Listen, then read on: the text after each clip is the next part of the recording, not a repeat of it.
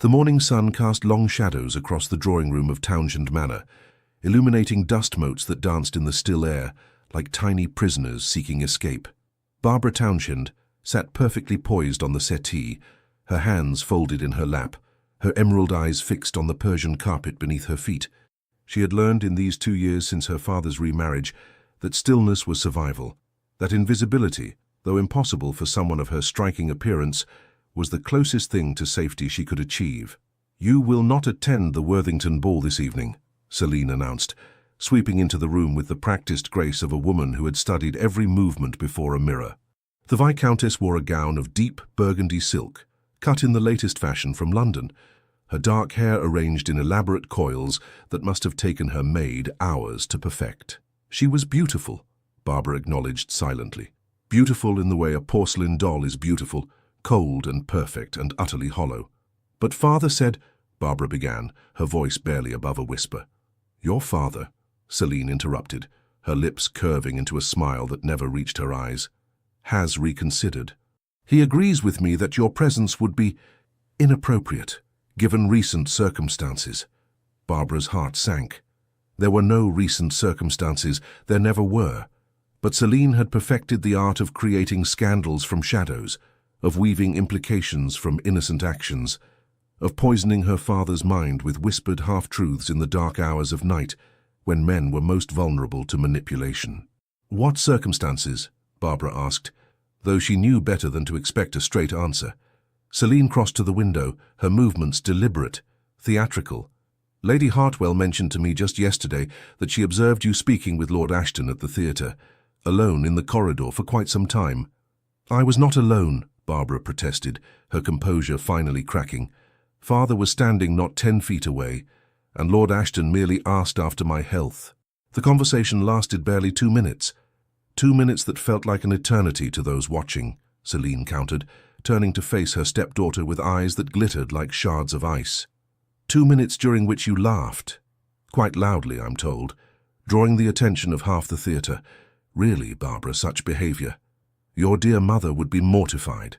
The mention of her mother struck like a physical blow. Barbara felt tears prick her eyes, but refused to let them fall. She would not give Celine that satisfaction. Her mother, Elizabeth Townshend, had been warmth and kindness incarnate.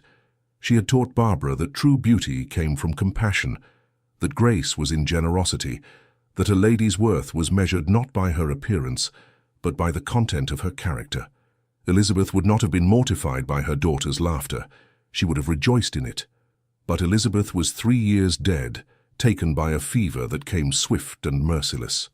And in her grief, Paul Townshend had sought comfort in the arms of a woman who saw his vulnerability as opportunity. "I will speak to father myself," Barbara said, rising to her feet with as much dignity as she could muster. "You will do no such thing." Celine's voice dropped to a dangerous whisper. "Your father is already distressed by your behavior. I have spent the morning soothing his worries, assuring him that your wildness is simply a phase that will pass with proper guidance. Do not upset him further, Barbara. His health, as you know, is delicate." It was a lie. Her father's health was robust, but it was Celine's favorite weapon, the suggestion that any opposition, any attempt by Barbara to defend herself, would somehow harm Paul Townshend. It kept Barbara silent, compliant, trapped in a nightmare of her own family's making. "I understand," Barbara whispered, defeated. "Good." Celine's smile widened, triumphant. "Now, I believe you have needlework to attend to. In your chamber, away from the windows, if you please. We wouldn't want the neighbors getting ideas about your availability." Barbara fled the drawing room, her vision blurred with unshed tears, her throat tight with words she could never speak. She climbed the grand staircase, the same staircase where her mother had once chased her laughing when she was a child, and retreated to her bedchamber, the only space in Townshend Manor that still felt like a sanctuary.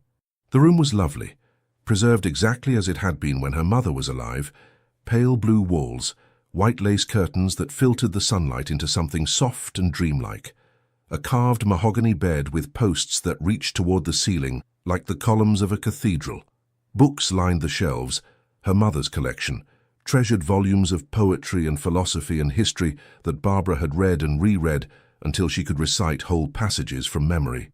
She crossed to the window and gazed out at the gardens below. Once they had been her mother's pride, a riot of roses and lavender and honeysuckle that perfumed the air and attracted butterflies that danced among the blooms.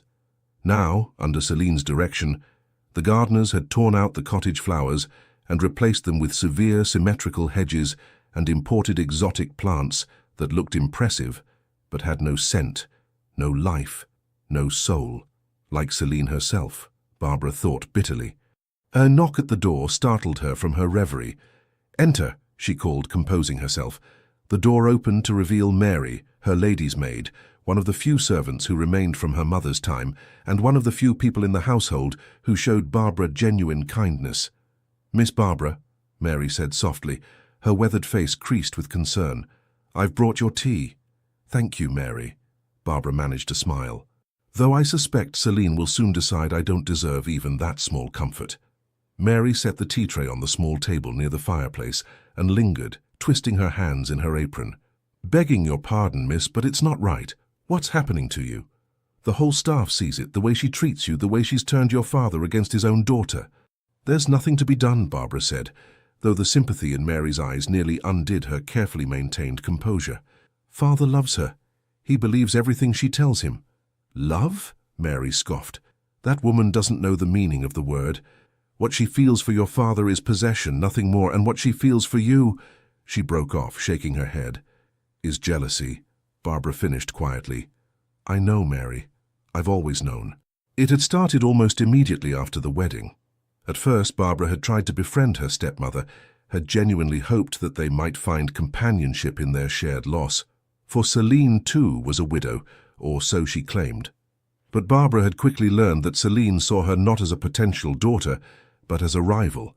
It was in the way Celine's expression would sour whenever Barbara entered a room, the way she would interrupt any conversation Barbara attempted with her father, the way she would insist on accompanying Barbara to every social event, hovering like a dark shadow, inserting herself into every interaction until gentleman caller after gentleman caller made their excuses and fled. And then, when Barbara's natural beauty and genuine kindness continued to attract admiration, despite Celine's interference, the campaign of isolation had begun. First, the restrictions on her social engagements for her own good, Celine assured Paul, because Barbara was too trusting and needed protection from fortune hunters. Then, the whispered rumors that traveled through drawing rooms and ballrooms, nothing specific, nothing Barbara could directly refute, just vague implications that there was something not quite proper about Paul Townshend's daughter. Now at 21, Barbara found herself a prisoner in her own home, her reputation tarnished by insinuation, her relationship with her father poisoned by lies, her future dimming with each passing day. "There's talk below stairs," Mary said, lowering her voice to barely a whisper. "About the Worthington ball tonight. They say the Duke of Montfort will be in attendance, just returned from his estates in Yorkshire." Barbara's heart gave an unexpected flutter. She had never met the Duke of Montfort, though his reputation preceded him. Samuel Montfort was said to be one of the wealthiest men in England, his dukedom ancient and his influence considerable. He was also said to be intelligent, discerning, and utterly uninterested in the frivolous games of London society. At 32, he remained unmarried, despite being considered the most eligible bachelor in the realm. "Why would that matter to me?" Barbara asked, trying to keep her voice neutral. "Celine has already forbidden me from attending." "That's just it, miss." Mary's eyes gleamed with something that might have been hope. "Cook heard from the Worthingtons' housekeeper that the Duke specifically asked if you would be in attendance. Seems he met your mother years ago and remembered her kindness. He wished to pay his respects to her daughter."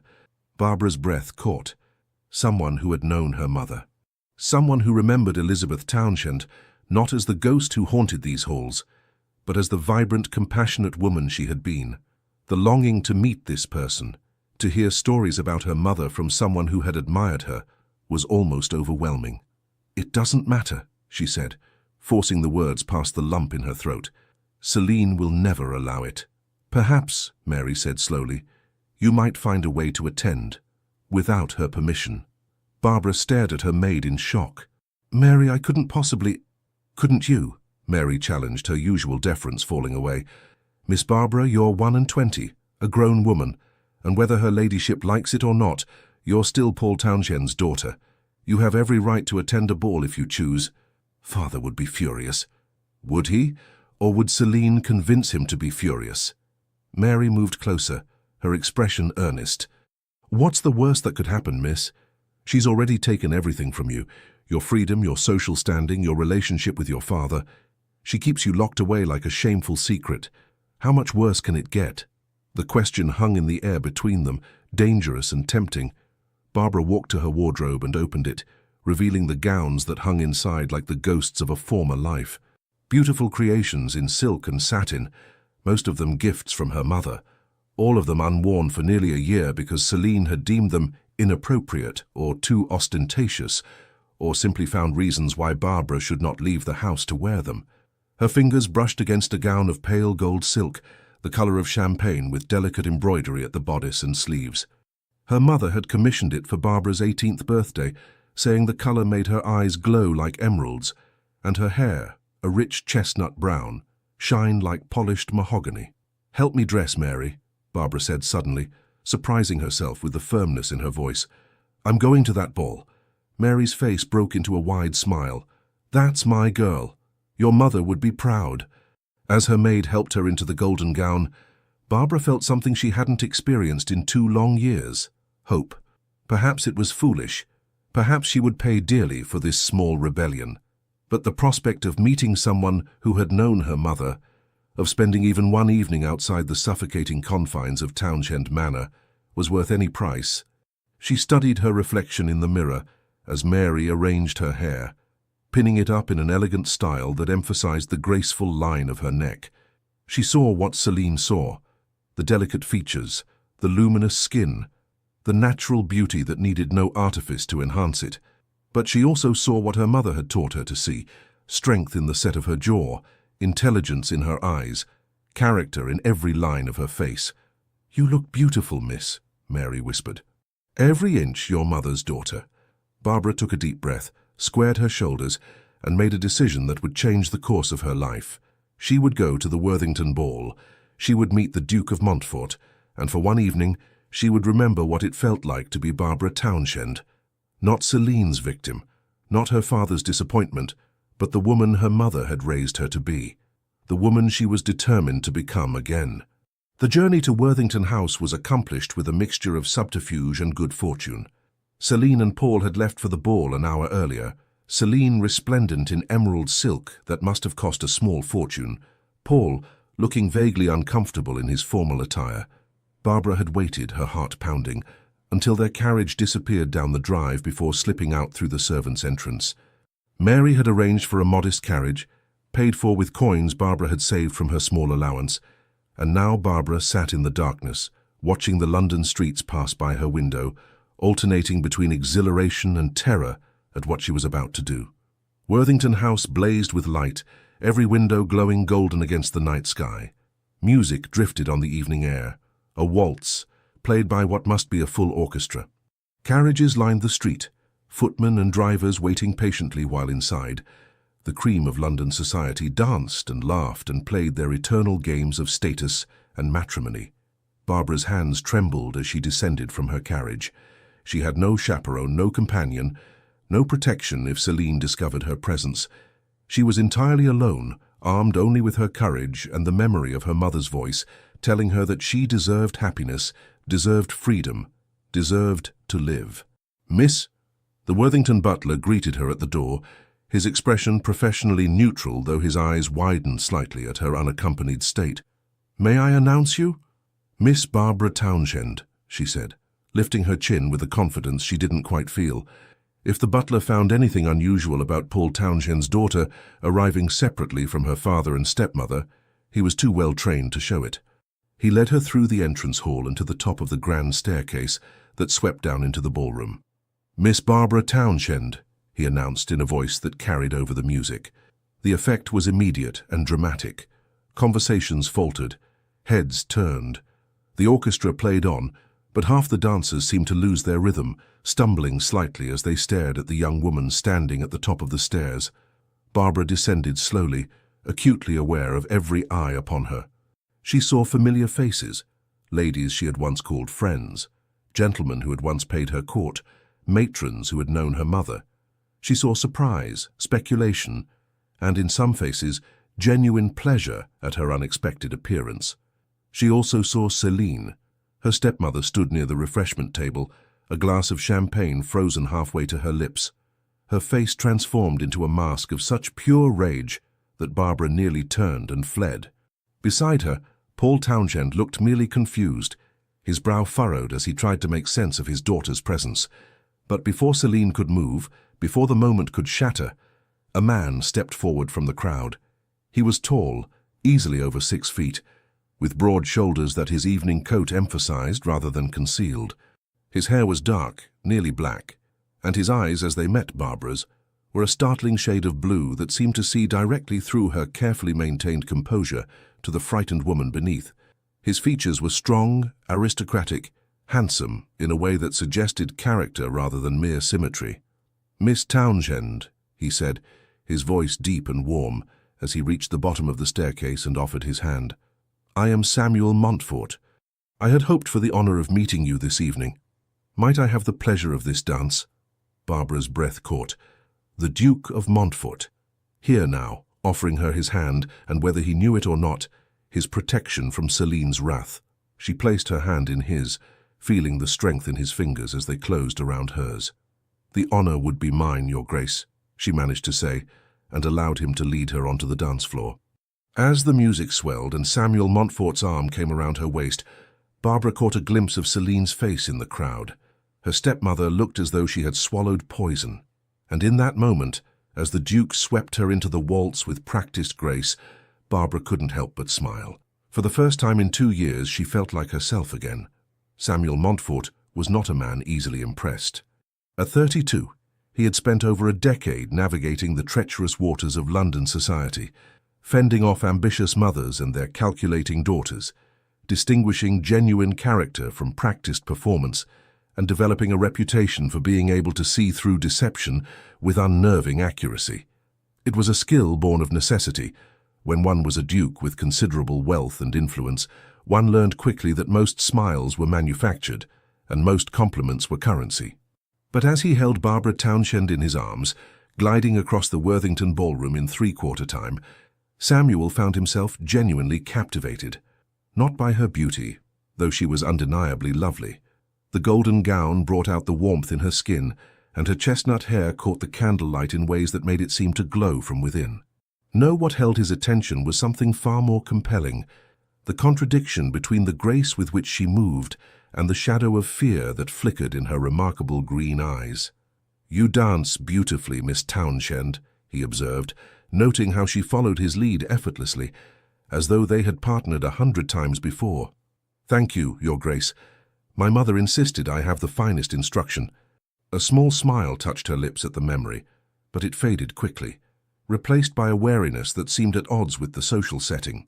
"Your mother was Lady Elizabeth Thornton before her marriage, was she not?" Samuel guided her through a turn, using the movement to position them away from the watchful eyes he'd noticed tracking their every move, particularly those of the Viscountess in emerald silk, whose expression could have curdled milk. Barbara's eyes widened with surprise and something that looked like relief. "You knew her?" "Briefly but memorably. I was all of 20, fresh from Cambridge, and thoroughly convinced of my own importance. Your mother attended a garden party at my family's estate. She was already married to your father then, and you were a little girl playing on the lawn. I made some pompous pronouncement about the poor, suggesting they were largely responsible for their own misfortune, and your mother very politely but very thoroughly dismantled every point of my argument." He smiled at the memory. "She did it with such kindness that I couldn't even be offended. I merely felt educated. It was a novel experience for a young duke who was accustomed to having his every word treated as wisdom." "That sounds exactly like her," Barbara said, and this time her smile reached her eyes, transforming her face from merely beautiful to luminous. She believed that privilege came with responsibility, that those of us blessed with comfort and security had an obligation to those less fortunate. "A philosophy you seem to have inherited." Samuel had made inquiries about Barbara Townshend before this evening. His sources had painted a picture of a young woman known for her charity work, her kindness to servants, her genuine interest in people regardless of their station. They had also mentioned in carefully worded phrases that she had become increasingly reclusive over the past 2 years, rarely appearing in society, despite being at the perfect age for securing an advantageous marriage. The wariness returned to her eyes. "I'm afraid I have little opportunity to practice such philosophy these days, Your Grace. My circumstances have changed since my mother's passing. So, I understand." The waltz was coming to an end, and Samuel made a decision. "Miss Townshend, would you do me the honor of taking a turn about the terrace? I find the ballroom rather stifling." He saw her hesitation, saw her glance toward the corner where her father and stepmother stood in what appeared to be a heated, whispered conversation. The Viscountess's face was flushed with barely contained fury, while Viscount Townshend looked increasingly distressed. "I shouldn't," Barbara said quietly. "My presence here is already causing difficulty." "Then let us cause a bit more," Samuel replied, surprising himself with the impulse that drove the words. "I suspect you have weathered far greater difficulties than this, Miss Townshend. And I promise you, as long as you are in my company, no one will dare offer you anything but the utmost respect." Something shifted in her expression, a spark of defiance that he suspected was the true Barbara Townshend, the woman who existed beneath the layers of caution and suppression. "Very well, Your Grace, though I warn you, you may find yourself at the center of a scandal simply by association with me." "I have weathered scandals before," Samuel said lightly, offering his arm. "I believe I shall survive this one." They moved through the crowd toward the terrace doors, and Samuel was acutely aware of the whispers that followed in their wake.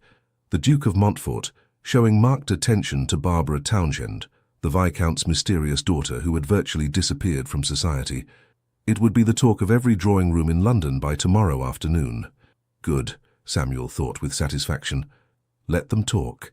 The terrace was blessedly cool after the heat of the ballroom, the night air carrying the scent of roses from the gardens below. Other couples strolled in the lamplight, maintaining proper distances, engaging in the ritualized flirtation that characterized courtship among their class. Samuel led Barbara to a corner partially shielded by a potted orange tree, offering a measure of privacy while remaining entirely proper. "Your Grace," Barbara began, her voice low and urgent, "I must thank you for your kindness this evening, but I should not monopolize your time. There are many ladies here who would flutter their eyelashes and compliment my title and bore me to tears within 5 minutes," Samuel interrupted. "I did not ask you to dance out of pity, Miss Townshend, nor am I keeping your company out of obligation. I am here because I find you far more interesting than anyone else in that ballroom." She stared at him, clearly unsure how to respond. In the lamplight he could see the exhaustion that her careful grooming couldn't quite conceal, the faint shadows beneath her eyes, the tension in her shoulders, the way her hands clasped together as though she were holding herself upright by sheer will. "Tell me," Samuel said gently, "what has happened to Paul Townshend's daughter in the 2 years since London last saw her? I remember you from your come-out season. You were much sought after, beautiful, accomplished, and genuinely kind. A rare combination, yet you vanished as surely as if you had been spirited away to a convent." Barbara's composure, so carefully maintained, began to crack. "I cannot discuss, that is, it would be inappropriate to speak of family matters with someone I've only just met. Perhaps. Or perhaps you've been taught to believe that your suffering should remain silent, that asking for help is shameful, that enduring cruelty is noble."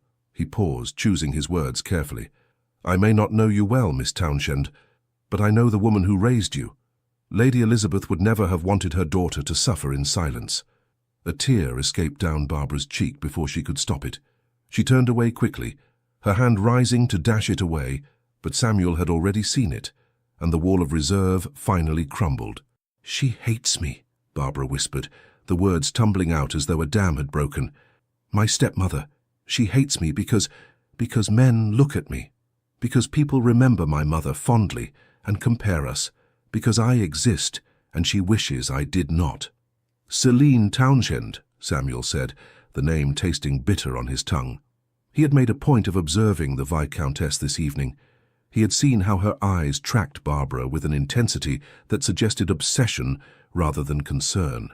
He had noted the way she positioned herself between her stepdaughter and potential admirers.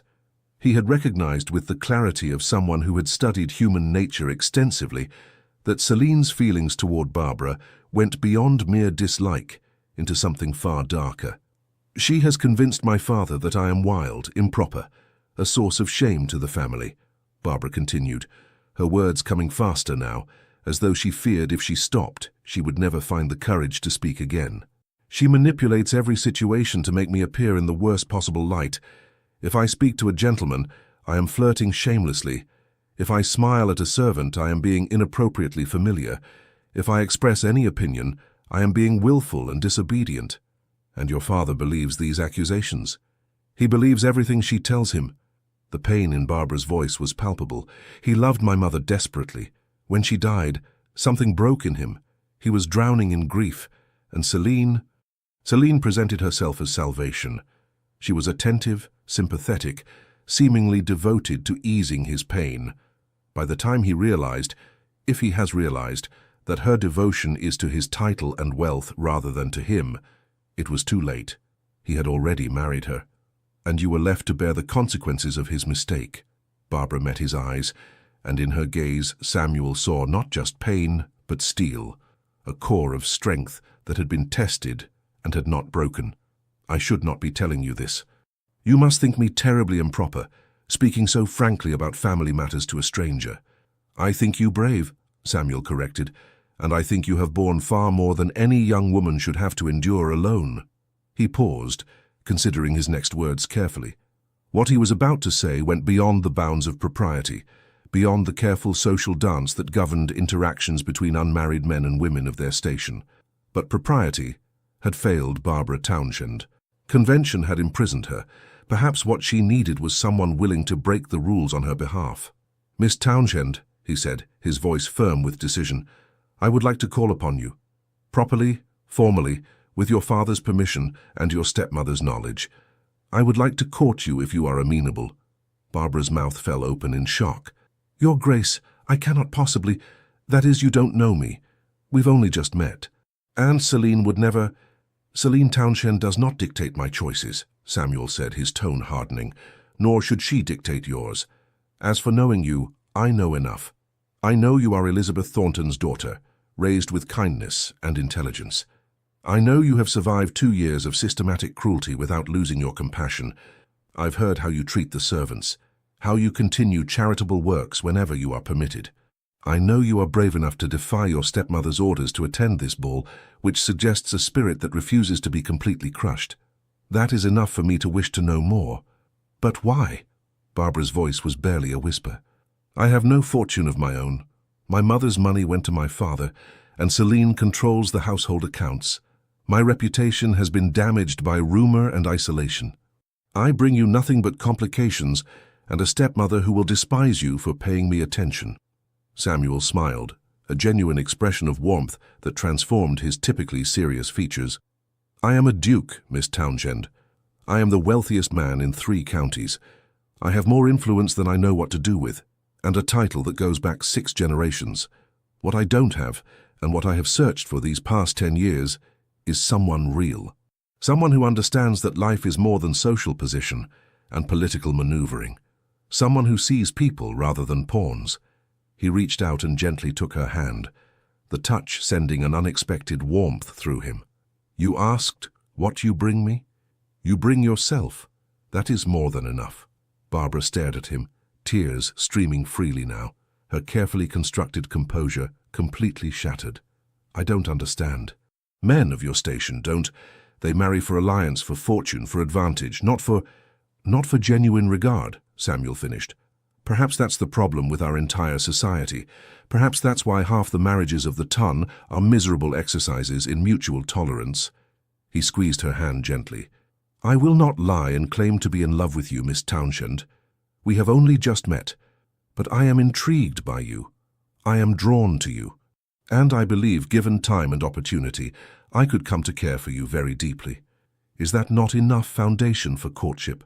"It is more than I dared hope for," Barbara admitted, her voice breaking. "But Celine will do everything in her power to prevent our association," Samuel agreed, "which is precisely why we must act with determination. I will call upon you tomorrow afternoon." I will be unfailingly polite to your stepmother and absolutely insistent on spending time with you. If she objects, I will speak directly to your father. If he objects, I will make it clear that his objections are noted, but will not deter me. I am a duke, Miss Townshend. Your father is a viscount. The social calculus is entirely in our favor." For the first time since he'd met her, Barbara laughed, a genuine sound of surprised delight. "You make it sound so simple." "Simple? No. But achievable? Absolutely." Samuel smiled at her, feeling something unfamiliar and rather wonderful stirring in his chest. Hope, perhaps, or the beginning of something that might one day become love. "Now, let us return to the ballroom before your stepmother has an apoplectic fit, and let us make certain that everyone in London society knows that the Duke of Montfort has chosen to pay particular attention to Miss Barbara Townshend." They walked back into the ballroom together, and Samuel immediately led her into another dance. This time a country dance that required they separate and rejoin, allowing him to observe her interaction with other partners. He watched as she smiled politely at Lord Carrington, saw how she navigated the steps with innate grace, noted how other gentlemen's eyes followed her movements with admiration tinged with curiosity. He also watched Celine Townshend. The Viscountess stood rigid near the wall, her champagne glass gripped so tightly Samuel was surprised it didn't shatter. Her eyes tracked Barbara with an intensity that was almost predatory, and when the dance brought Samuel and Barbara back together, Celine's expression hardened into something that looked very much like hatred. Good, Samuel thought grimly. Let her hate. Let her rage. It changes nothing. The evening progressed, and Samuel made a point of introducing Barbara to his friends. Lord Henley, whose wife was known for her charity work, and the Marquis of Dartmoor, whose sharp wit and sharper observations made him one of Samuel's most trusted confidants. Both men and their wives were gracious to Barbara, and Samuel saw her begin to relax, to laugh more freely, to emerge from the shadow of fear that had cloaked her when she first entered the ballroom. It was nearly midnight when Viscount Townshend finally worked up the courage, or was pushed by his wife, to approach. Samuel saw him coming and positioned himself directly beside Barbara, a silent statement of allegiance. "Barbara," Townshend said, his voice strained, his face flushed with wine and discomfort. "Your stepmother tells me you arrived this evening without permission. This is highly irregular." "Father," Barbara replied, her voice steady though Samuel could feel her trembling beside him, "I received an invitation. As I am 21 and unmarried, it seemed appropriate to accept." "Without a chaperone? Without informing us of your intentions?" Townshend's eyes darted to Samuel, clearly uncertain how to proceed in the presence of a duke. "Your daughter has been in my company for the majority of the evening," Samuel interjected smoothly. "I assure you, Townshend, her reputation has been quite safe. Indeed, I intend to call upon her tomorrow to properly request your permission to court her." The effect of these words was extraordinary. Townshend's mouth worked soundlessly, his eyes bulging slightly. Behind him, Celine had gone white as death, her carefully applied rouge standing out against her suddenly pallid skin like wounds. "Your Grace," Townshend stammered, "this is most unexpected. I had no idea you were considering. That is, Barbara has not mentioned—" "We only met this evening," Samuel said pleasantly, "but I am not a man who requires extensive contemplation when I recognize quality. Your daughter is accomplished, intelligent, and possesses a character that does credit to her mother's memory. I should be honored if you would permit me to know her better." Townshend looked helplessly at his wife, clearly awaiting instruction. Celine's face had transformed from white to mottled red, her jaw clenched so tightly Samuel could see the muscle jumping beneath her skin. But even Celine Townshend was not foolish enough to openly object to a duke's attentions. "Of course, Your Grace," Celine said through gritted teeth that tried to simulate a smile. "We would be honored by your interest in our dear Barbara." Our dear Barbara. The possessive phrase made Samuel's skin crawl. Barbara was not theirs. She was being held hostage by them. "Excellent," Samuel said. "Then I shall call at 3 o'clock tomorrow afternoon. Miss Townshend, would you be available at that time?" "I shall make certain she is," Celine answered, before Barbara could speak, her eyes promising retribution even as her voice dripped false honey. Samuel ignored her, keeping his attention fixed on Barbara. Miss Townshend? Barbara lifted her chin, and Samuel saw the woman she might become if freed from Celine's influence. Strong, confident, magnificent. I shall look forward to it, Your Grace. The evening ended shortly after, with Barbara departing in her modest hired carriage before her father and stepmother could insist she return with them. Samuel watched her leave, then deliberately made the rounds of the ballroom once more, ensuring he mentioned to Lady Hartwell, Mrs. Pennington and the Duchess of Somerset, the three greatest gossips in London, that he was quite taken with Miss Townshend and intended to pursue courtship. By tomorrow evening, all of London would know, and that knowledge would be Barbara's protection. As Samuel's own carriage carried him home through the dark streets, he reflected on the evening's events. He had come to the Worthington ball with mild curiosity and a vague intention to pay respects to his old acquaintance's daughter. He was leaving with something far more significant, a purpose. Samuel Montfort had spent 12 years as a duke, learning to manage estates, navigate politics, and fulfill the obligations of his rank, but he had never felt truly needed. His tenants needed his management, yes, and Parliament needed his vote, but no one had needed him. Samuel, the man beneath the title, Barbara Townshend, needed him. Not his title, not his wealth, not his influence, though all those things would help. She needed someone to see her, to stand beside her, to tell her that she was worth fighting for. And Samuel discovered, rather to his surprise, that he needed her as well. He needed her honesty in a world of deception. He needed her kindness in a society that prized cleverness over compassion.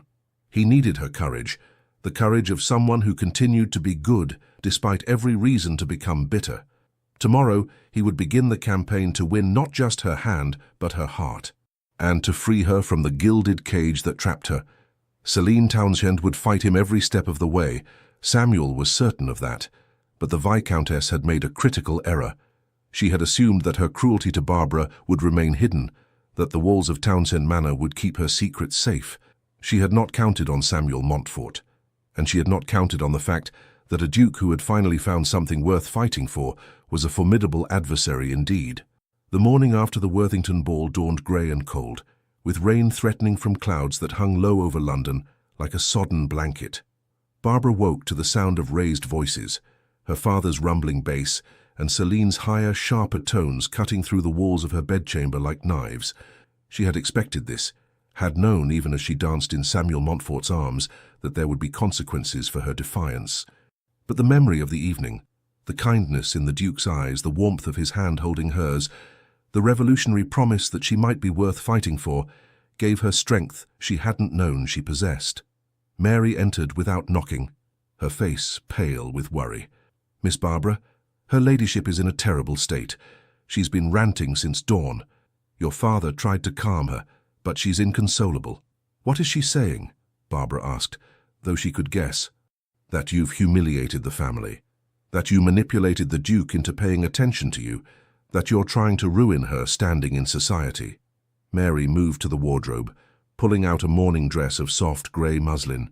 "She's also saying, begging your pardon, miss, that the Duke's interest cannot possibly be genuine, that you must have used inappropriate behaviour to capture his attention."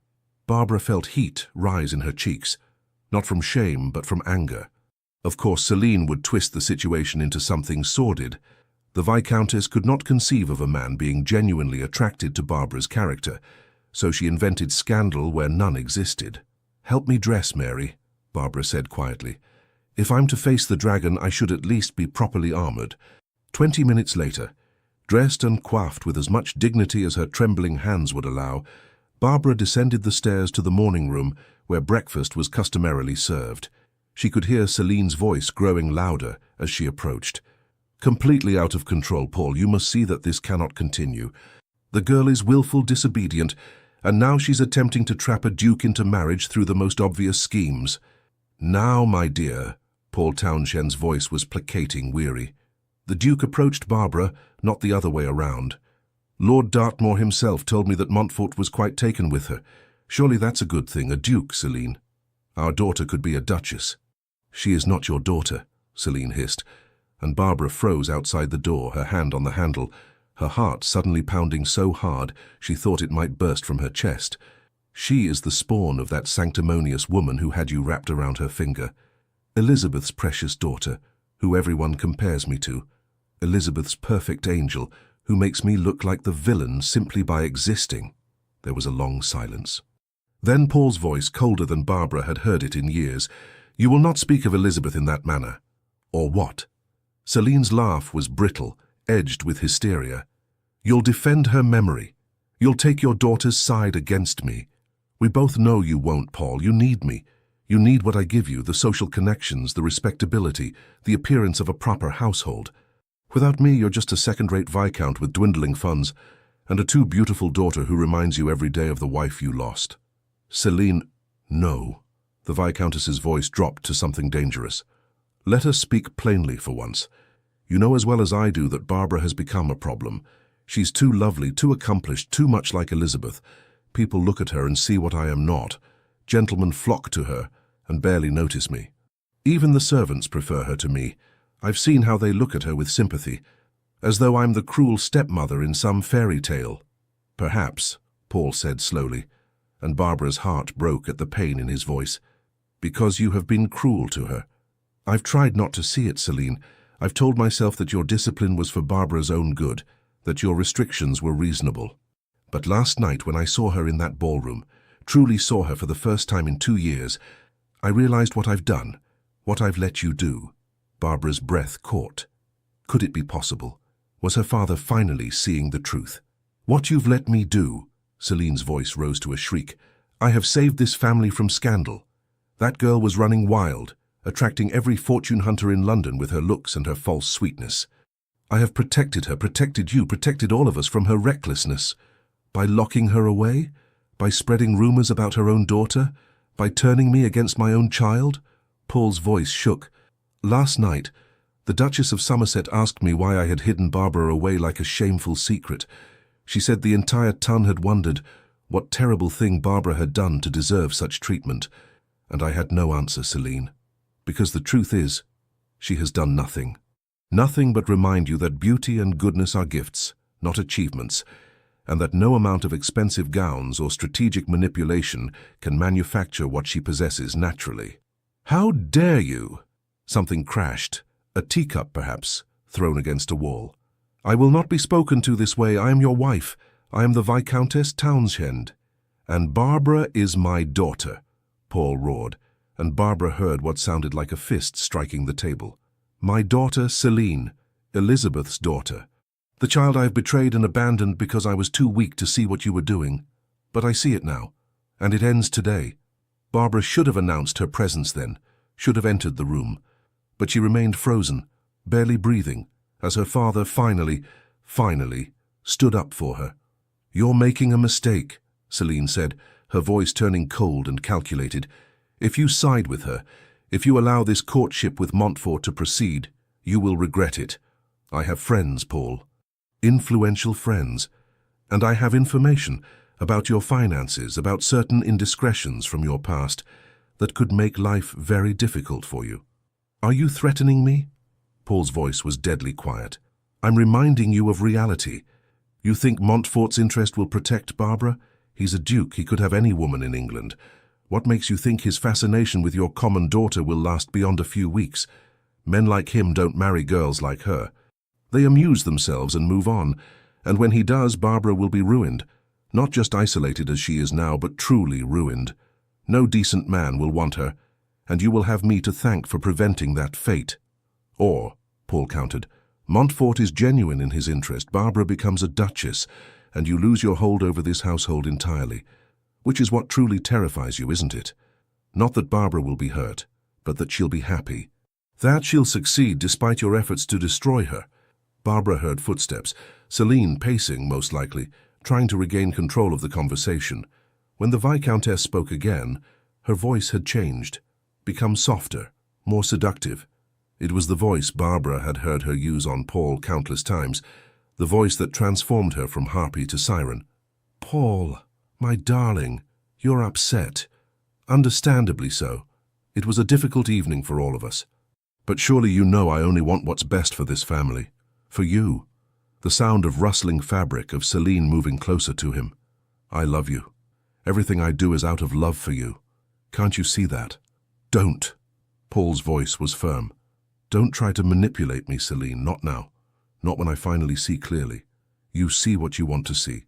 All pretense of sweetness vanished from Celine's voice. Fine. Allow the courtship. Let Montfort dance attendance on your precious daughter. But mark my words, Paul, I will not make it easy for them. If Barbara wants the Duke, she'll have to earn him. And I'll be watching every moment, waiting for her to make a mistake. One slip, one impropriety, one moment that I can twist into scandal, and I will destroy any chance she has at happiness. This I swear to you. Barbara had heard enough. She pushed open the door and stepped into the morning room, her head high, her hands steady, despite the turmoil in her heart. Both her father and Celine turned to stare at her. Paul looked haggard, older than his 45 years, his face lined with guilt and regret. Celine looked like a cornered animal, beautiful still, but with something feral in her eyes that made Barbara's blood run cold. "Good morning, father," Barbara said calmly. "Celine." She deliberately did not use the title stepmother, a small defiance that made Celine's eyes narrow dangerously. "Barbara." Paul stepped forward, his hands reaching for her, then falling helplessly to his sides. "My dear child, I don't know what to say. I've been—" His voice broke. "I've been a terrible father to you." "You've been a grieving husband," Barbara said gently, though her throat was tight with emotion. "You missed Mother. I understand that, father. I miss her too. Every day. That doesn't excuse—" Paul shook his head. "I should have protected you. From rumors, from isolation, from—" His gaze flickered to Celine, who stood silent and rigid, her face a mask of barely contained fury. "I should have been paying attention." "You're paying attention now," Barbara said. "That's what matters." "How touching," Celine interjected, her voice dripping venom. "The prodigal daughter returns, and suddenly all is forgiven. How very convenient. Just in time for the Duke's visit this afternoon." "About that," Paul said, straightening his shoulders as though preparing for battle. "Barbara will receive the Duke in the drawing room. You and I, Celine, will be present as chaperones. But we will not interfere. We will be courteous, welcoming, and we will give Barbara the opportunity to know Montfort better without—" He paused, choosing his words carefully. "Without undue interference." "Undue interference," Celine repeated flatly. "Is that what you call proper supervision of an unmarried young woman? I call it what it is, giving my daughter the chance I should have given her 2 years ago, the chance to be courted, to be admired, to make her own choices about her future." Paul moved to Barbara's side, and though he didn't quite embrace her, the gesture of solidarity was clear. "And if Montfort proves unworthy of her, I will be the one to send him away, not you." Celine's composure finally shattered. "You'll regret this," she spat, all pretense of civility abandoned. "Both of you will regret this. I have made you, Paul Townshend. Your position in society, your connections, your respectability, all of it comes through me. Without me, you're nothing. And your daughter—" She turned her vicious gaze on Barbara. "Your daughter is a foolish girl playing at being sophisticated. Montfort will see through her soon enough, and when he does, she'll have nothing. No prospects, no reputation, nothing but the memory of a duke who took pity on her for an evening and then moved on to someone more suitable." "If that's what you truly believe," Barbara said, surprised by the steadiness of her own voice, "then you have nothing to fear from this courtship. It will end naturally, and I will be no threat to you." "But you don't believe that," Celine hissed, stepping closer. "You think he actually cares about you. You think your pretty face and your dead mother's memory will be enough to hold a duke's attention. You're wrong. Men like Samuel Montfort marry for alliance and advantage. They don't marry the penniless daughters of minor viscounts, no matter how lovely those daughters might be." "Then let us see," Barbara replied. "If you're correct, you'll have the satisfaction of watching me fail. And if you're wrong—" She paused, allowing herself a small smile. "Then I suppose we'll all learn something about what truly matters to men of quality." The look Celine gave her then was one of pure hatred, so intense that Barbara actually took a step back.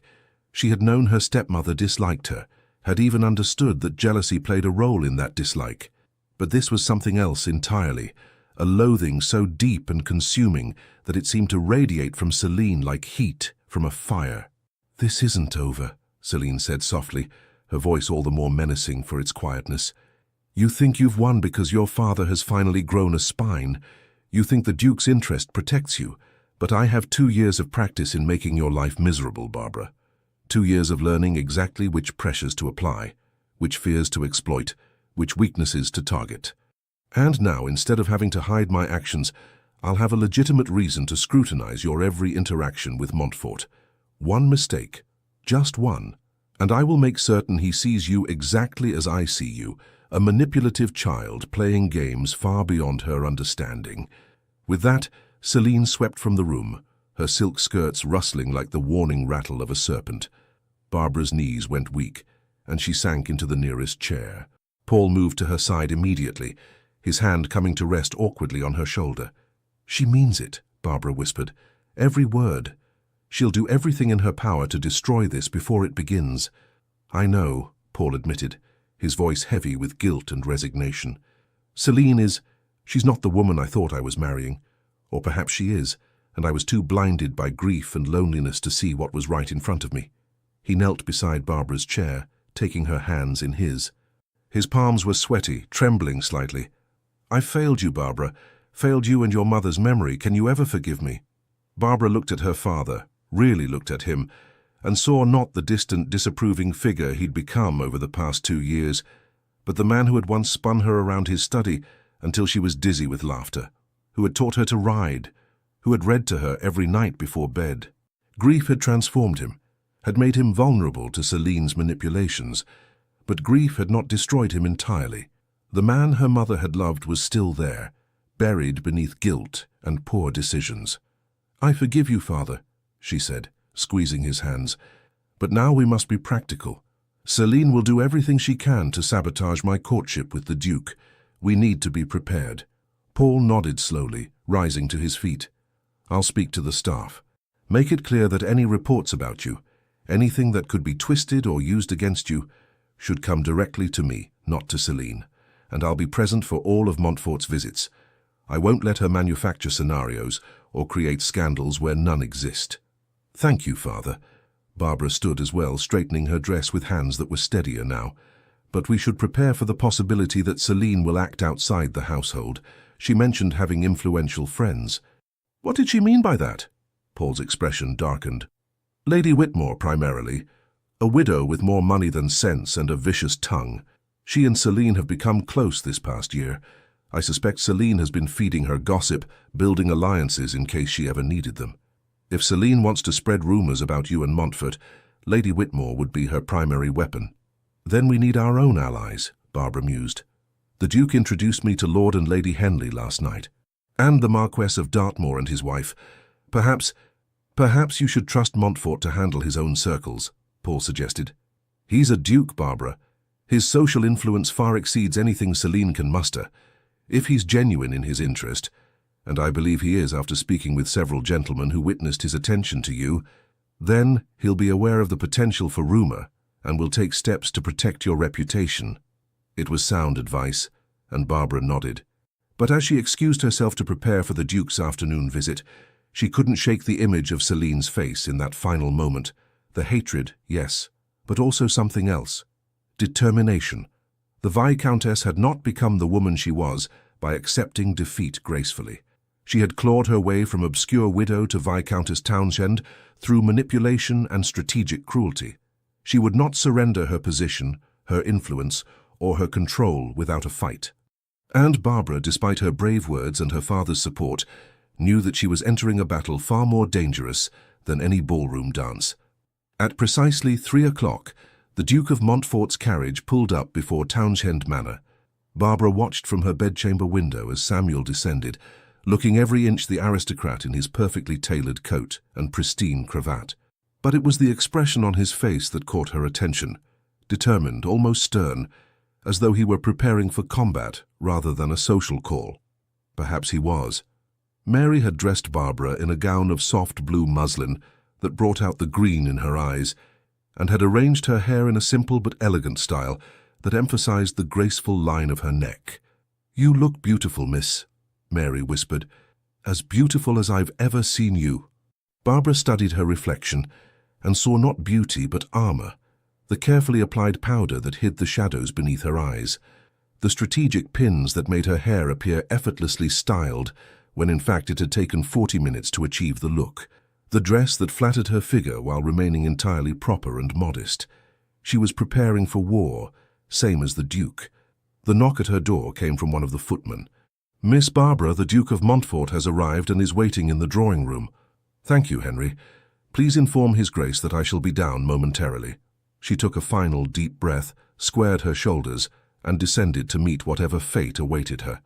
The drawing-room of Townshend Manor had been her mother's favourite space, decorated in soothing shades of cream and gold, with large windows that let in abundant light, and a pianoforte in the corner that Elizabeth had played beautifully.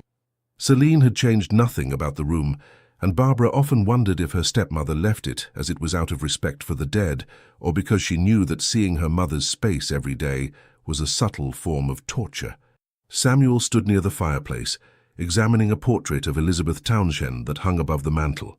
He turned as Barbara entered, and his expression softened immediately. "Miss Townshend," he said, bowing, "thank you for receiving me. Your Grace, the honour is mine." Barbara curtsied, acutely aware of Celine seated in the corner, her embroidery hoop in her lap, her eyes tracking every movement. Paul stood near the window, attempting to appear casual but clearly tense. "I hope you don't mind," Samuel said, gesturing to the portrait, "but I was admiring your mother's likeness. The artist captured her kindness, I think. It's in the eyes." "Mr. Hastings painted it the year before she died," Barbara replied, moving to stand beside him. Together they gazed up at Elizabeth's face, forever frozen at 42, forever smiling that gentle smile. Mother said he made her look too saintly, that she was far more flawed than the painting suggested.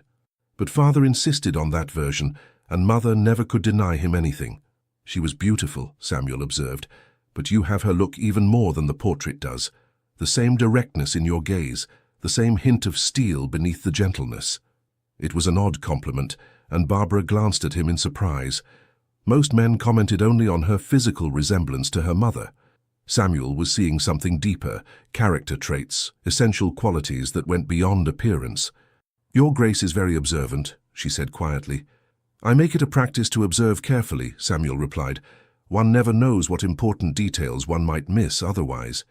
His gaze flickered to Celine, a look so brief Barbara almost missed it, but pregnant with meaning nonetheless. "Perhaps we might sit," Paul suggested, moving forward with determined cheerfulness. "Celine, my dear, ring for tea." The next hour was an exercise in civilized torture. Samuel sat opposite Barbara, maintaining perfect propriety while managing to convey through subtle glances and carefully chosen words that he was entirely aware of the hostile atmosphere and utterly undeterred by it. He spoke of his estates in Yorkshire, of his work in the House of Lords, of his interests in agricultural reform and education for the poor, topics that revealed him to be a man of substance and genuine concern for his responsibilities. Barbara responded in kind, discussing the charitable work she had done before her isolation, her love of reading, her interest in history and philosophy. She was careful to moderate her enthusiasm. Celine had often criticized her for being too passionate about intellectual topics, claiming it made her appear unfeminine, but Samuel seemed to encourage rather than discourage her opinions. "Have you read Mr. Malthus's essay on population?" he asked at one point. "I have," Barbara replied, "though I found his conclusions rather pessimistic. Surely human ingenuity and compassion can overcome the resource constraints he predicts." "An optimist," Samuel said with a smile. "How refreshing. Most people simply accept Malthus's gloom as inevitable." "Most people," Celine interjected sweetly, "don't presume to have opinions on complex economic matters beyond their understanding. Barbara has always been rather opinionated. I'm sure it comes from reading too many books without proper guidance." The insult was delivered with a smile, wrapped in concern, making it impossible for Barbara to respond without appearing defensive. She felt heat rise in her cheeks and lowered her eyes to her teacup. "On the contrary," Samuel said, his voice cooling noticeably, "I find Miss Townshend's opinions both informed and thoughtful. One might argue that too few women are encouraged to engage with complex topics." Our society would benefit from more females with the courage to form and express educated views. Celine's smile froze on her face. Score one for the Duke, Barbara thought with grim satisfaction. The visit continued in this vein, Samuel asking Barbara substantive questions, Barbara responding with genuine interest and intelligence, and Celine interjecting subtle insults disguised as concern. Each time Samuel deflected or countered with perfect politeness, making it clear without ever being overtly rude that he saw through every word the Viscountess spoke. Finally, as the clock struck 4, Samuel rose to take his leave. "Miss Townshend, I wonder if you might permit me to call again. Perhaps tomorrow. I'm hosting a small gathering at my townhouse, just a few friends and some rather accomplished musicians. I would be honored if you and your family would attend." It was a masterstroke, an invitation to a duke's home witnessed by Paul and Celine, given publicly enough that refusing would be a direct insult.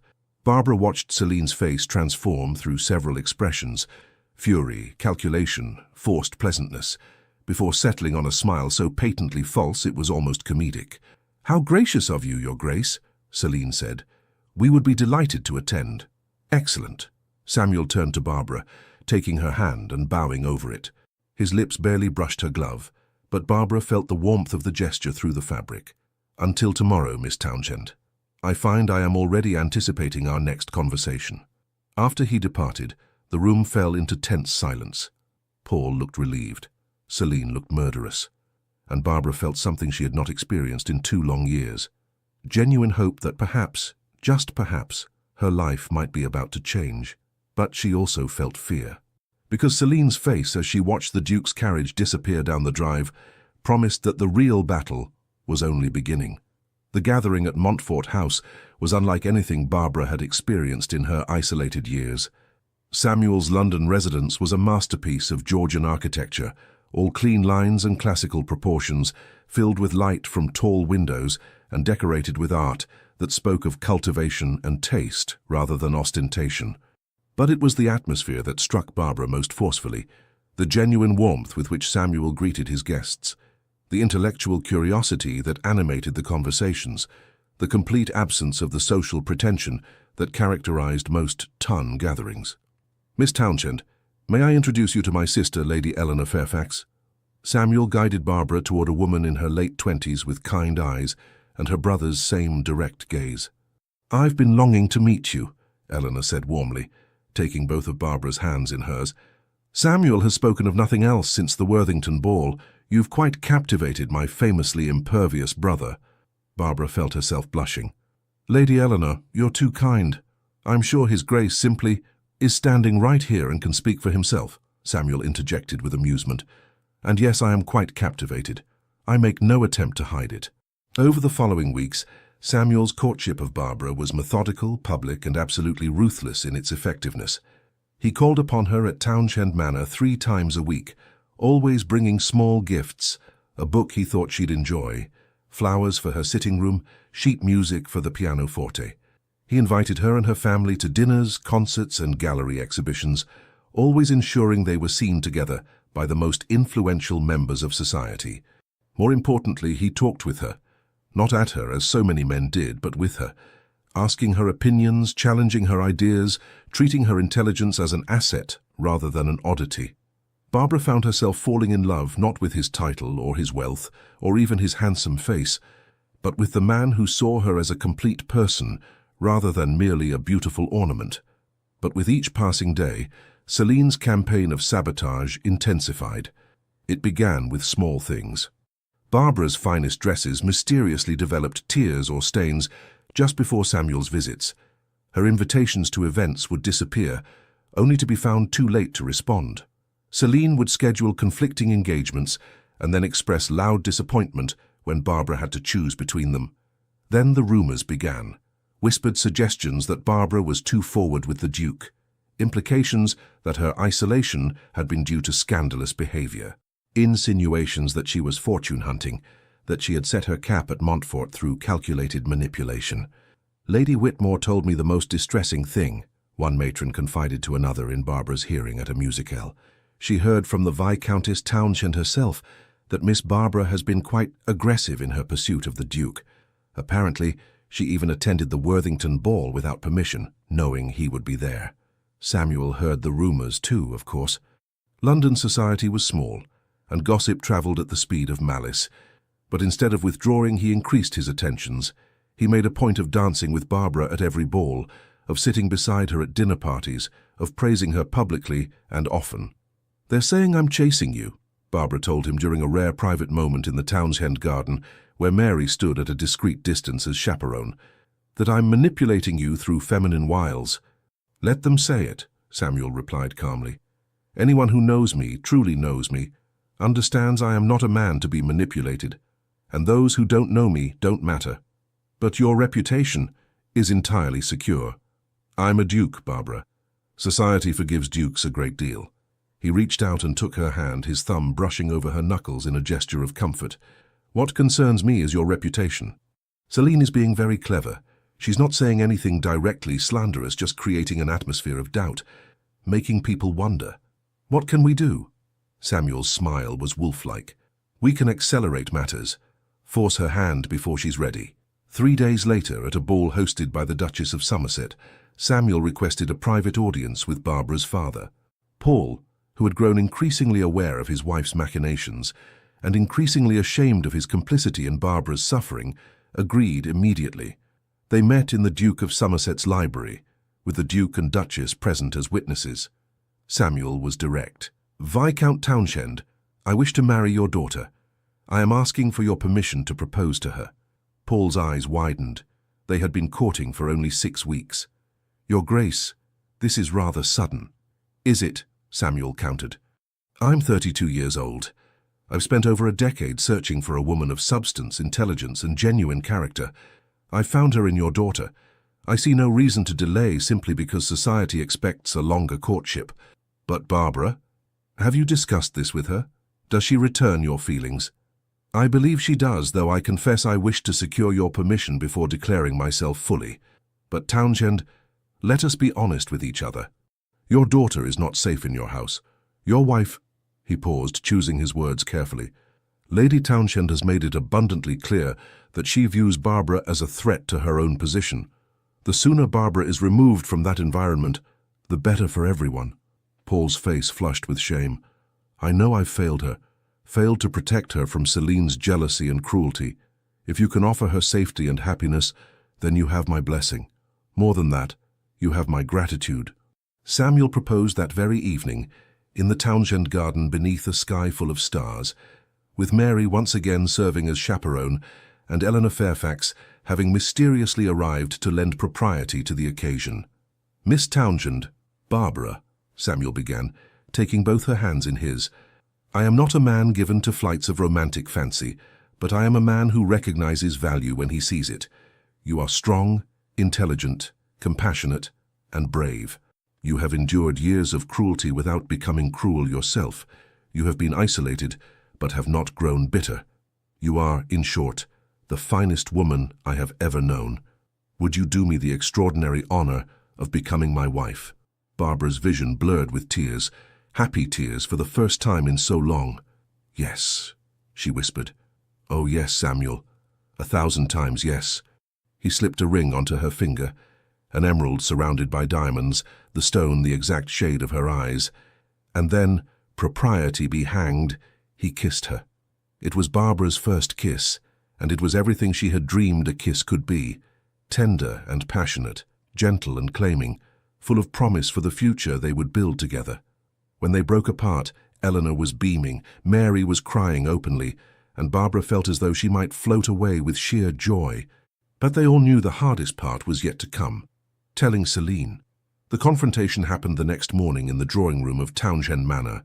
Samuel had insisted on being present, and Paul, in a rare display of backbone, had agreed. They faced Celine together, father, daughter, and duke, while the Viscountess stood alone, her face a mask of barely controlled rage. "You cannot be serious," Celine said, her voice dangerously quiet. "You've known each other barely 2 months."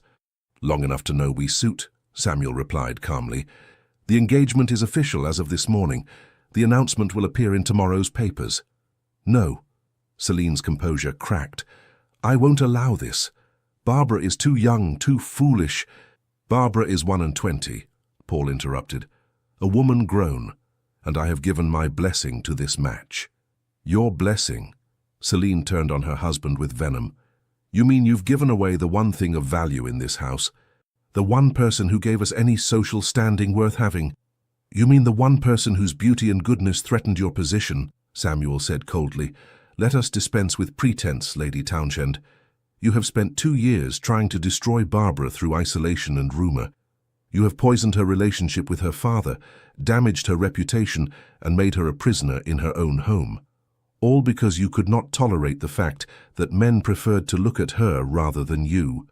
That society admired her rather than you, that she was everything you pretended to be but never were. Celine's face went white with fury. How dare you speak to me? I dare because someone must speak the truth, Samuel continued relentlessly. You are a manipulator and a liar. You married Townshend for his title and wealth, not out of affection. You saw Barbara as an obstacle to be removed rather than a daughter to be loved. And you have failed, Lady Townshend. Despite your best efforts, Barbara has not been crushed. She has not become bitter. She has survived you, and now she will thrive, far beyond your reach. She'll be a terrible duchess, Celine spat. She knows nothing of managing a great household. She has no experience with the responsibilities. She has more grace and genuine nobility in her smallest finger than you possess in your entire body, Samuel shot back. And she will learn what she needs to learn, supported by people who actually care for her, rather than seeing her as competition. Celine turned desperately to Paul. You're going to let him speak to me this way? You're going to let him take her? Paul met his wife's gaze steadily, and for the first time in 2 years, Barbara saw her father as he had been before grief had broken him. Strong, decisive, certain. I'm going to let my daughter marry a man who loves her and will protect her from those who wish her harm, even if, especially if, those people live under my own roof. Then you're both fools, Celine shrieked. She'll make a mockery of his title. She'll humiliate him with her common ways and her pathetic attempts to seem educated. Men like him tire of women like her. He'll be unfaithful within a year, keeping mistresses while she sits at home wondering where her perfect romance went. Barbara had remained silent throughout the exchange, but this accusation stung enough that she finally spoke. You're wrong, Celine. But even if you weren't, even if Samuel did tire of me, even if this marriage proves less than perfect, I would still choose it. I would still choose 1 year of happiness and respect over a lifetime of being your prisoner. Something in Celine seemed to break at those words. Her face crumpled, and for one strange moment, Barbara almost felt pity for her, because beneath the anger and manipulation, there was genuine pain, the pain of a woman who had built her entire identity on being desired and admired, only to discover that such things could not be manufactured or controlled. Get out, Celine whispered. All of you, get out of my sight. With pleasure, Samuel said. He offered Barbara his arm. Come, my dear. We have wedding plans to make. As they left Townshend Manor for what would be the final time Barbara lived there, she felt the strangest mixture of emotions. Relief, certainly, and joy at the future awaiting her, but also sadness for her father, who would have to live with the consequences of his poor choices, and surprisingly a measure of compassion for Celine, who would spend the rest of her life trapped in the prison of her own jealousy and insecurity. The wedding took place 6 weeks later, at St. George's Church in Hanover Square, with all of London society in attendance. Barbara wore a gown of ivory silk that had belonged to Samuel's grandmother, altered to fit her perfectly, with orange blossoms in her hair and a veil of the finest Brussels lace. Paul walked her down the aisle, tears streaming unashamedly down his face. Your mother would be so proud, he whispered as they reached the altar. I'm sorry I failed you for so long, my dear girl, but I'm so glad you found happiness despite my failures.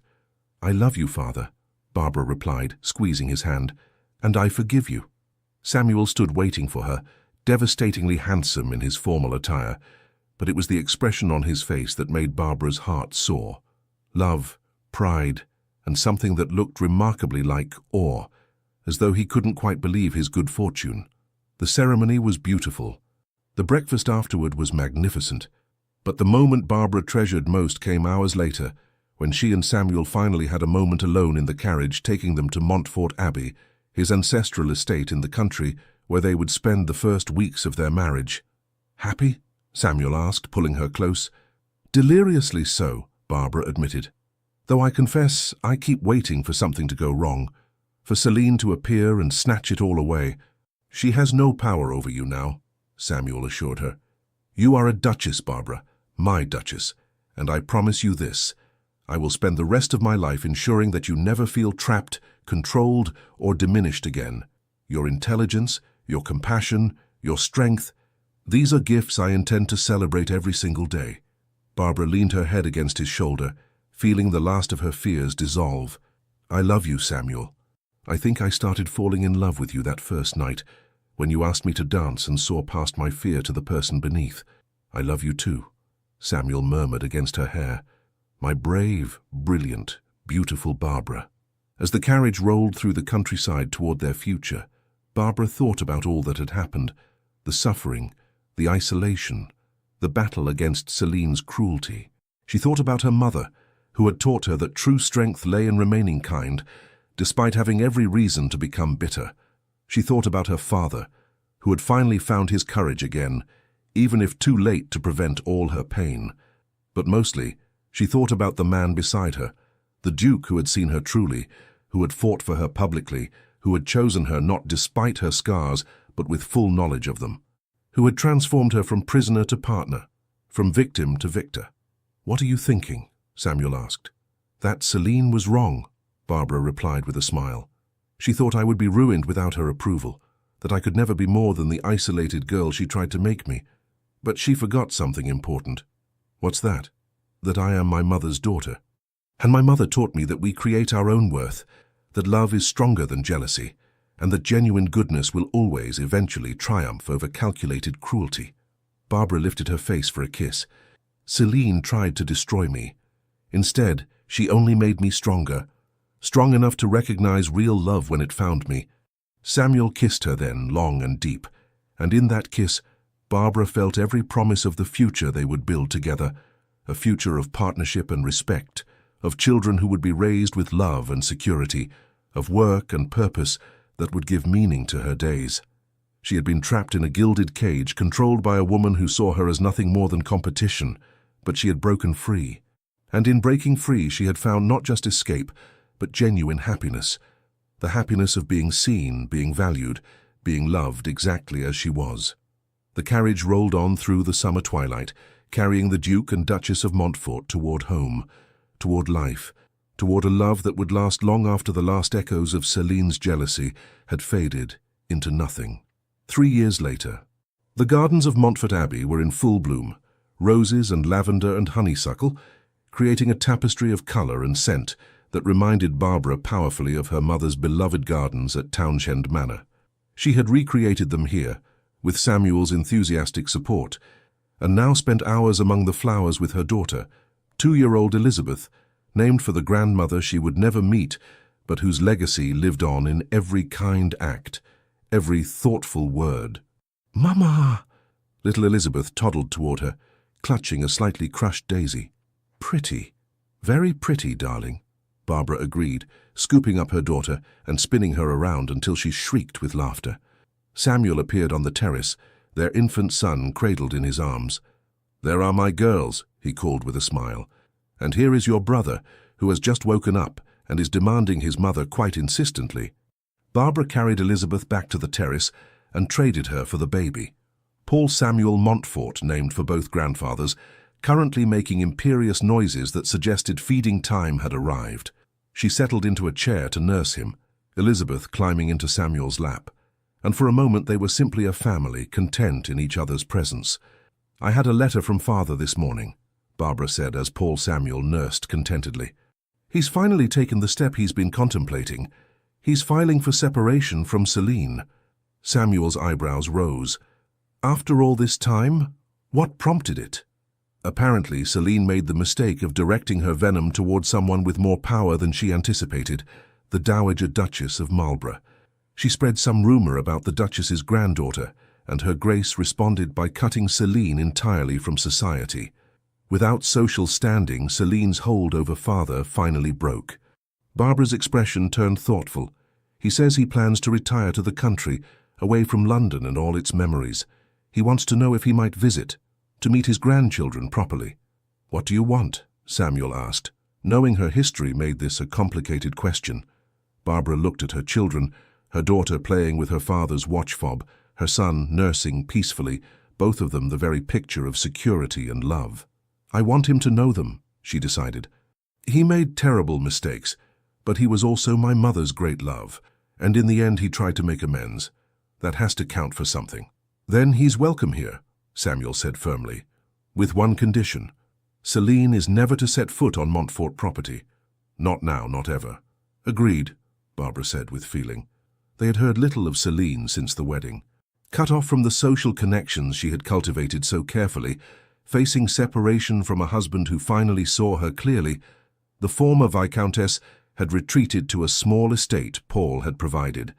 More than she deserved, Barbara thought, but enough to keep her housed and fed. Gossip suggested Celine spent her days in bitter isolation, seeing no one, mourning the life and status she had lost through her own cruelty. Barbara felt no satisfaction in her stepmother's downfall, but neither did she feel guilt. Celine had made her choices. She had chosen jealousy over compassion, cruelty over kindness, control over love, and those choices had consequences. Do you ever think about what your life would have been like if we hadn't met? Samuel asked, watching her with that penetrating gaze that still made her heart flutter. Sometimes, Barbara admitted. I think I would have survived. I'm my mother's daughter, after all. But I wouldn't have thrived, I wouldn't have this. She gestured to encompass their children, their home, their life together. I wouldn't have known that love could be partnership, that marriage could be based on genuine regard and respect rather than convenience or control. I think about it too, Samuel confessed, about what my life would have been without you. I would have continued as I was, managing my estates competently, voting conscientiously in Parliament, fulfilling all my ducal obligations with perfect correctness. But I would have been lonely, Barbara, surrounded by people, but fundamentally alone. You showed me what it means to be truly seen by another person, to be loved not for what I can provide, but for who I am. Paul Samuel had finished nursing and was making sleepy baby sounds. Barbara lifted him to her shoulder, patting his back gently until he burped with great satisfaction. Elizabeth had fallen asleep in Samuel's lap, her small hand still clutching his watch fob. We should get them inside for proper naps, Barbara said softly, not wanting to break the spell of the moment but aware that children's needs waited for no one. As they carried their sleeping children into the house, Barbara caught sight of her reflection in the entrance hall mirror. No longer the frightened girl who had climbed the Worthington staircase 3 years ago, but a woman confident in herself and her worth, the Duchess of Montfort, a wife, a mother, a person who had been tested by jealousy and cruelty, but had emerged stronger, kinder, more certain of what truly mattered. She thought of Celine sometimes, in the way one might think of a storm that had passed, with relief at having survived it, but without the anger that once would have consumed her. Celine had been her great trial, but also, in a strange way, her great teacher. She had learned through her stepmother's cruelty exactly what kind of person she didn't want to become. She had learned that beauty without kindness was empty, that social standing without integrity was meaningless. That control motivated by fear ultimately controlled no one but oneself. Most importantly, she had learned that love, real love, saw past surfaces to souls, that the right person would value her for her strength, her intelligence, her compassion, rather than merely her appearance. And she had found that person in Samuel, who loved her not despite her scars, but with full knowledge of them. That evening, after the children were properly asleep in the nursery, Barbara and Samuel walked through their gardens as the sun set, painting the sky in shades of gold and rose. "Happy?" Samuel asked, as he had asked her so many times over the past 3 years. "Deliriously so," Barbara replied, as she always did. But this time she added, "You know, I used to dream about escaping, about running away from Townshend Manor, from Celine's cruelty, from everything that made me feel small and trapped. But what I found was so much better than escape." "What did you find?" "Home," Barbara said simply. "Not just a place, but a person. You're my home, Samuel. You and our children and the life we've built together. Celine tried to take everything from me, my freedom, my dignity, my future. But she couldn't take the person I was inside, and that person found you. Samuel pulled her close, and they stood together in the fading light, breathing in the scent of roses and honeysuckle, listening to the evening song of birds, wholly content in the knowledge that they had found what so many searched for and never discovered. A love built not on passion alone but on genuine partnership, deep respect, and the certain knowledge that they were better together than either could ever be apart. In London, Celine Townshend sat alone in her reduced circumstances, nursing her bitterness and her regrets. In his country estate, Paul Townshend began the slow process of making peace with his failures and his lost years.